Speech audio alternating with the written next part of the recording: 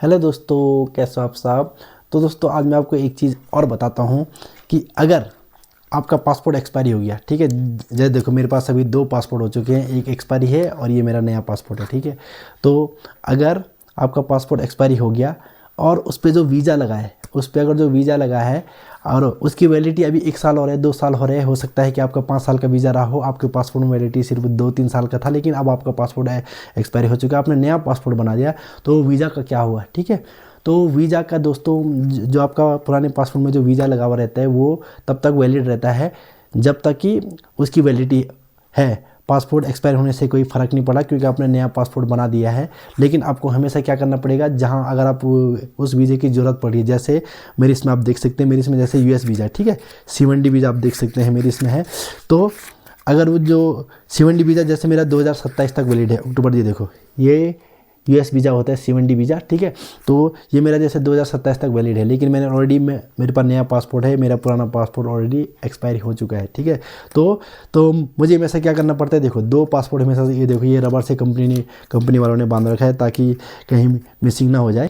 तो मैं इसको अलग अलग कर लेता हूँ, ठीक है। तो देखो 2 पासपोर्ट हैं, ये मेरा पुराना पासपोर्ट है, इस पर ऑलरेडी ये लग चुका है कैंसिल्ड। अब देखो इस पर क्या लिखा है, एक चीज़ मैं आपको दिखाता हूँ। देखो इस पर देखो ये लिखा है ना, आप देख सकते हैं, ये देखो passport cancel, okay, visa if any remains valid. अगर ये पासपोर्ट तो कैंसिल हो चुका है, लेकिन अगर इसके अंदर कोई वीज़ा है तो अभी वैलिड रहेगा जब तक उसकी वैलिडिटी है।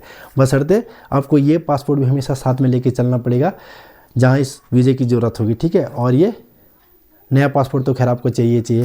तो ये होता है कि जब भी आपका कोई एक्सपायरी पासपोर्ट के अंदर अगर आपका कोई वीज़ा ऑलरेडी उसमें अभी वैलिडिटी है तो वो आपका वैलिड रहता है। जैसे आजकल देखो मेरे को जब तक 2027 तक मेरे को ये दोनों पासपोर्ट ले जाने पड़ेंगे, अलग ही टेंशन है भाई।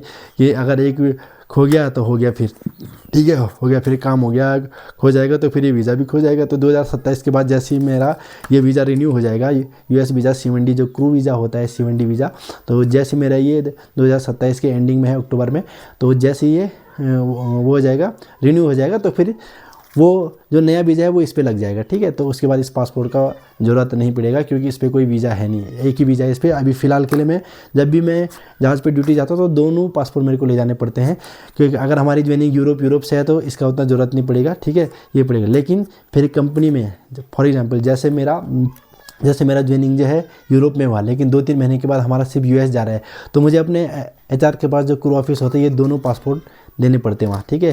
फिर वो लोग इसको संभाल के रखते हैं। फिर जहाँ पे यूएस वीज़ा की ज़रूरत पड़ती है, ये C1D वीज़ा होता है, ये देख सकते हैं आप C1D वीज़ा। तो जैसे वीज़ा की ज़रूरत पड़ती है तो फिर वो लोग इसको यूज़ करते होंगे जहाँ पे भी, ठीक है दोस्तों। तो ये होता है कि आपको घबराने का कोई ज़रूरत नहीं है, क्योंकि जो बंदे जैसे लैंड में काम कर रहे होंगे, जैसे 1-2 साल का वीज़ा है जैसे यूरोप का वगैरह वगैरह, तो उनका फिर जो भी होगा सीन। लेकिन मैं तो सीमेन का बता रहा हूँ कि कोई भी है, सीमेन हो चाहे कोई लैंड में काम करने वाले हो, सबका ये होता है कि अगर आपका पासपोर्ट कैंसिल हो गया है, कैंसिल नहीं, अगर आपका पासपोर्ट एक्सपायर हो गया, आपने नया पासपोर्ट निकाल दिया है, ये अगर इस पर कोई वीज़ा है आपका वैलिड है अभी, तो वो वैलिड ही रहेगा, बशर्ते आपको दोनों पासपोर्ट साथ में लेके चलने पड़ेंगे, ठीक है। तो अपना भी यही सीन है, ठीक है। अभी फ़िलहाल के लिए मुझे 2027 से दोनों साथ में लेके जाने पड़ते हैं, ठीक है, दोनों। ये सीमेन बुक, क्योंकि जो भी शिप फेरर होते हैं ना, इनको जब हम वहाँ से वापस आते हैं ना, छुट्टी आते हैं, उस टाइम तो बस मज़े में रहते हैं, सिर्फ एक पासपोर्ट और टिकट रहता है, वो भी एक बार पासपोर्ट चेक हो गया बस ये, क्योंकि हमें अपना इंडिया आना है, कोई वीज़ा नहीं चाहिए। लेकिन जब हम वहाँ जाते हैं, ड्यूटी जाते हैं, तो दिल्ली एयरपोर्ट पे ये पासपोर्ट, सीमेन बुक, DG शिपिंग का लेटर, एक इसके लिए मैं अलग से वीडियो बनाऊंगा कि क्या क्या डॉक्यूमेंट्स रहते हैं, ठीक है।